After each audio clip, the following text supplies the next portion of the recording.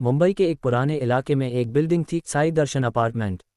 5 मंजिल की ये इमारत बाहर से बिल्कुल आम लगती थी, लेकिन इसकी तीसरी मंजिल पर कोई रहना नहीं चाहता था। हर किराएदार जिसने वहां रहने की कोशिश की, कुछ ही हफ्तों में या तो भाग गया या कभी वापस नहीं आया। कहानी शुरू होती है अनिकेत से, एक 24 साल का लड़का जो नई नौकरी की वजह से मुंबई आया था।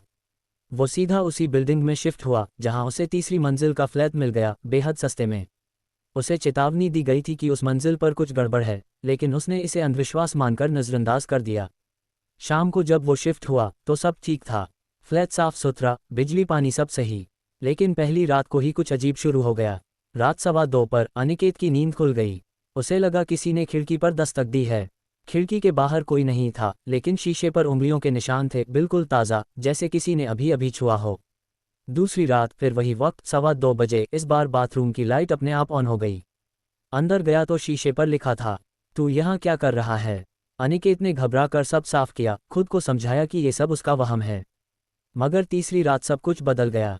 रात 2:15 उसकी आंख खुली, लेकिन इस बार अपने आप नहीं, बल्कि किसी ने धीरे से उसका पैर पकड़ा था, बिल्कुल बर्फ जैसे ठंडे हाथ।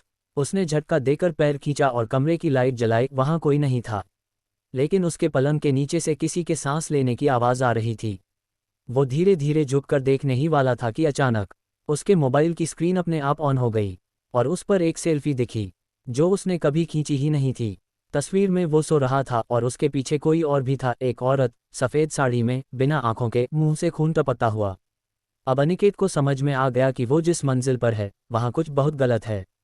वो अगले ही दिन बिल्डिंग छोड़ना चाहता था, लेकिन किसी वजह से उसका मोबाइल और लैपटॉप दोनों काम नहीं कर रहे थे।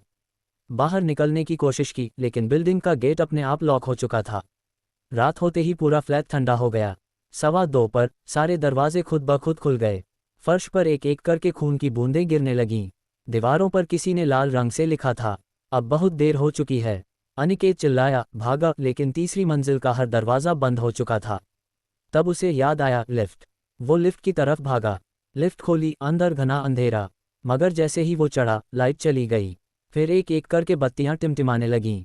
लिफ्ट नीचे नहीं जा रही थी, बल्कि ऊपर 5वीं मंजिल, फिर 6वीं, 7वीं, लेकिन बिल्डिंग तो सिर्फ 5 मंजिल की थी। लिफ्ट का दरवाज़ा खुला और सामने वही औरत खड़ी थी जिसने उस सेल्फी में पीछे से झांका था।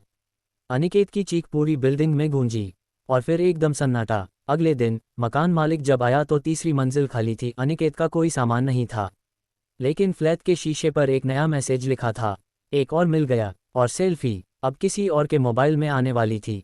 जो भी उस फ्लैट में कदम रखेगा, अगर कोई तीसरी मंजिल पर रुकेगा, तो वो नीचे कभी नहीं आएगा।